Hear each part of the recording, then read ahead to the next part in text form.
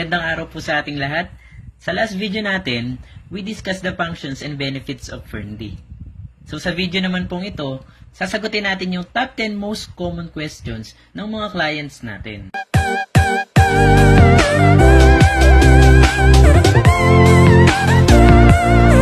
Ang objective ng presentation na ito ay tulungan kayong sagutin yung mga tanong ng mga clients ninyo. Para rin magkaroon kayo ng confidence sa iFern business nyo. Mahirap kasi yung nagbi-business ka, pero wala ka namang knowledge sa products na hawak mo. So, let's start! Question number 1. May overdose or side effect po ba si Ferndy? Kung napanood niyo po yung unang video,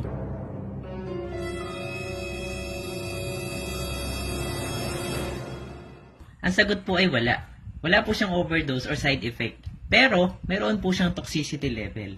According to our doctors, maximum of 10,000 IU, international units, or 10 soft gels a day ang pwede natin i-take. Question number 2. May healing crisis po ba si Ferndy? This is a very good question. Sobrang halaga po na alam ng clients natin yung ganito. Kasi kapag naramdaman nila yung healing crisis, akala nila side effect yun. Kaya ang nangyayari, hinihinto nila yung pag-inom. Ito po yung explanation.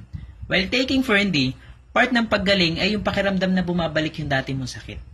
Or sasama yung pakiramdam mo, o mas lalong sasakit kung ano yung problema ng katawan mo. Pero, wala kang dapat ipagkabahala kasi parte ito ng healing process. Ang healing crisis po ay isang magandang senyales na ang ibig sabihin po ay inaayos o nire-repair na ni Ferndy yung cells na may problema. May ahalin tulad po natin ito sa mga baby na pagkatapos pakunahan, nilalagnat. Kasi nga, lumalaban yung antibodies natin. Ilan sa mga pangkaraniwang epekto ng healing crisis ay pagsakit ng ulo, discomfort, pagkakaroon ng sipon, ubo, lagnat, pagkahilo, panghihina ng katawan, pananakit ng katawan, paninikip ng dibdib, o pagdudumi. Ito ay depende sa reaksyon ng katawan ng tao. Ito po ay maaaring tumagal ng 1 to 3 days, depende po sa katawan ng nag-take. So anong dapat gawin kapag nakaranas ng healing crisis? Maganda po ituloy-tuloy yung pag-take ng Ferndy para tuluyang guminhawa yung nararamdaman natin. Maganda rin na itaas yung dosage para mabilis matapos yung healing crisis. So lahat ba nakakaranas nito? Hindi po lahat nakakaranas ng healing crisis. Ito po yung teorya namin. Kung malakas ang resistensya mo habang ginagawa yung healing process, posibleng hindi ka makaranas ng healing crisis. Pero kung mahina ang immune system mo, malaki yung chance na makaranas ka nito. Question number 3. Saan ba gawa ang Ferndy? Ano ang ingredients ng Ferndy? Marami po nagtatanong kung ano daw ba ang ingredients ng Ferndy.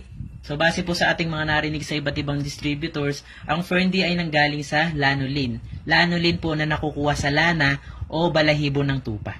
Pero hanggang ngayon po, hindi pa rin talaga natin alam kung ano ba yung ingredients ni Ferndy.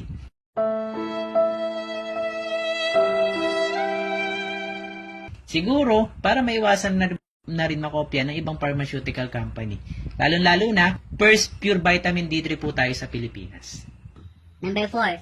Pwede bang isabay ang Ferndy sa ibang medicines? Yes, pwede po since vitamin D is a vitamin and medicine receptor.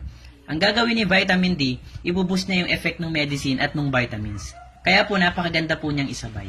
Number 5. Anong oras ang tamang pag-inom ng Ferndy? According po sa mga doctors natin, anytime ay pwede natin inumin si Ferndy. So, ibig sabihin, pwede mo siyang inumin before meal, after meal, umaga o tanghali o hapon. Pero normally, we suggest na inumin siya before bedtime kasi nga, nakakahimbing po siya ng tulog. Question number 6. Pwede po bang ointment si Ferndy para sa sugat?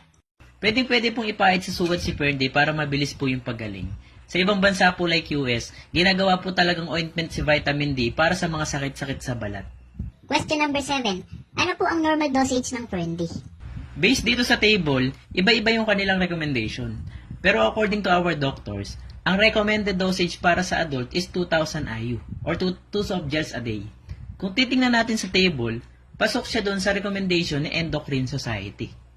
Ang Endocrine Society po ay professional international medical organization sa field ng endocrinology at metabolism.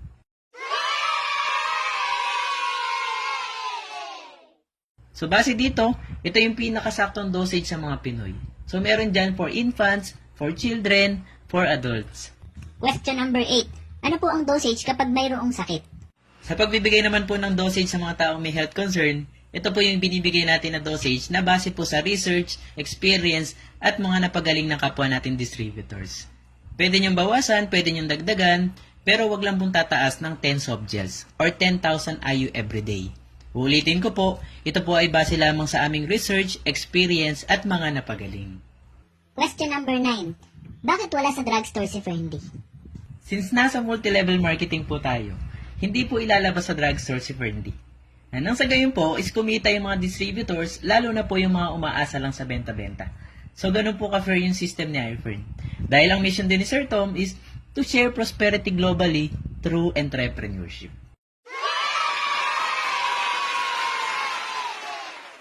Question number 10.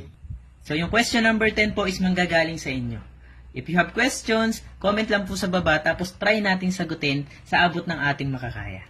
So I hope may natutunan kayo sa topic natin today. Sa next video po, we will discuss yung Fern Active.